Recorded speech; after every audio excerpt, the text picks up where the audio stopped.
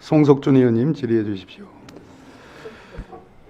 예, 12월 3일 비상계엄은 국민들을 충격에 빠뜨렸고 분명히 저는 문제가 있다고 생각을 합니다. 하지만 이 엄중한 비상계엄 사태에 대해서는 왜 이런 비상계엄 사태가 발생했는지에 대한 배경서부터 또 과정 또 최종 그것이 미치는 여러 가지 우리 사회에 미치는 종합적인 영향을 냉철하게 공정하게 엄정하게 따져보고 이거에 대해서 우리가 다시는 이런 일이 없도록 불행한 역사가 반복되지 않도록 해야 될 우리 책임이 있다고 보고 그 중심이 바로 오늘 이 북사의 이 자리라고 생각을 합니다. 그런 의미에서 지금 작금의 이런 사태와 관련해서 한남동에서 수많은 국민들이 이 엄동설안의 그 차디찬 아스팔트 위를 밤낮을 지켜가면서 서로 이렇게 목소리를 내고 투쟁하고 있는 모습이 정말 우리 법사위가 제대로 역할을 했다면 그런 일이 없을 텐데 스스로 반성을 해봅니다. 이 점에 대해서 법무부나 대법원도 깊이 반성해야 된다고 생각합니다. 자, 이 사태와 관련해서 지금 체포하겠다고 합니다. 수사기관의 그 정당성 여부에 대해서도 논란이 있고 또 체포영장 발부 과정에서 논란이 많습니다. 이러한 과정에서 그 체포영장을 집행하는 과정에서 엄청난 국민적 갈등 지금 첨예하게 벌어지고 있습니다. 이 엄중한 시기에 그래도 이러한 모든 문제를 좀 해결하고 제대로 따져보자고 오늘 이번 특검법을 발의한 거 아닙니까? 저는 그런 의미에서 좀 전에 대법원 우리 법원행정처장님 말씀하신 대로 한번 제대로 된 수사를 한번 해보자는 취지에서 이번 특검법 발의에 대해서는 공감을 합니다. 하지만 저는 이 특검법 자체의 제목서부터 내용에 상당한 문제가 있다고 생각을 합니다.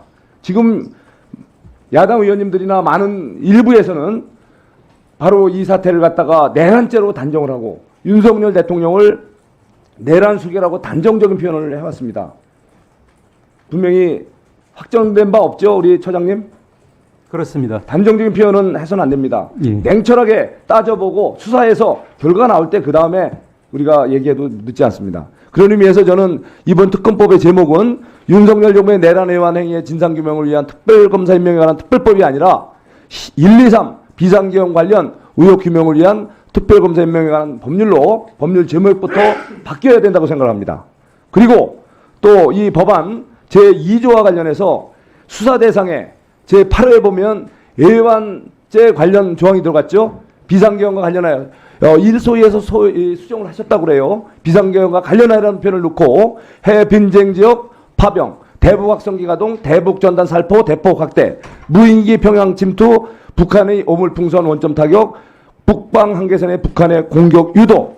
자, 이 부분에 일부는 국민들이 공감할 수 없는 부분이 있고 일부는 실제 발생하지도 않았는데 한 것처럼 규정된 게 있습니다. 우리 북한 한계에서 북한의 공격 유도한 게 우리가 있었나요? 여기서 답변하기 어려울 거예요. 또 무인기 평양 침투 이거와 관련해서 여러 가지 논란이 있을 수 있어요. 그 다음에 북한의 오물풍선 원점 타격 한 적이 있나요? 자, 이러한 이 법에 내란 혐의로 조사하는 건 좋다 이거예요. 그렇지만 단정을 할 수는 없잖아요. 그런데 여기에다가 또 이것도 부족해서 애완죄까지 넣겠다는 거예요. 지금 하나하나가 우리 대한민국 안보를 담보하기 위한 정상적인 행위조차도 마치 애완죄처럼 이 문구에 들어갔다는 것은 이거 한마디 이 법의 정당성을 상실하는 겁니다.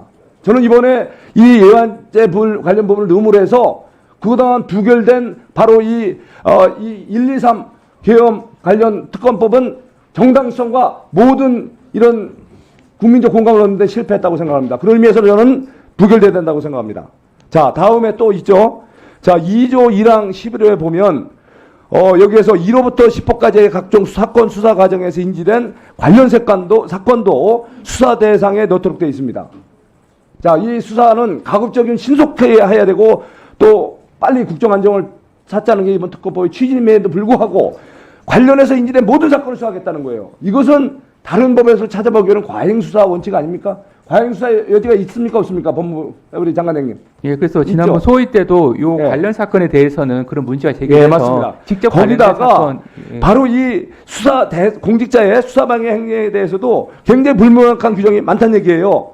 예, 직무수행을 배제할 수도 있고 관련해서 또 여러 가지 문제가 있고, 그 다음에 특별검사 추천권에 관해서도 대통령이 유사시에는 대법원장을 추천하는 사람이 임명이 안 될 경우, 대통령만 할 경우에는 임명을 간주하는 대통령 임명권을 박탈하는 그런 바로 상권분리 정치를 관하는 규정도 갖고 있다는 거죠. 또 하나, 그 다음에 이 또 과도한 또 인력과 기간이 된다는 거죠. 그동안에 제일 많은 지난 국정농단 사건 때에 특검보다도 훨씬 더 많은 155명. 그동안 과거에 105명이었잖아요. 거기다가 또 특검 기간도 이제 120으로 최장. 이것도 과다하다는 지적이 있습니다. 그리고 또 정리해 주시죠. 이런 사건의 보고를 통해서 수사 대상자의 명예를 훼손하거나 사생활 침해 우려가 있다는 점 지적되지 않습니까?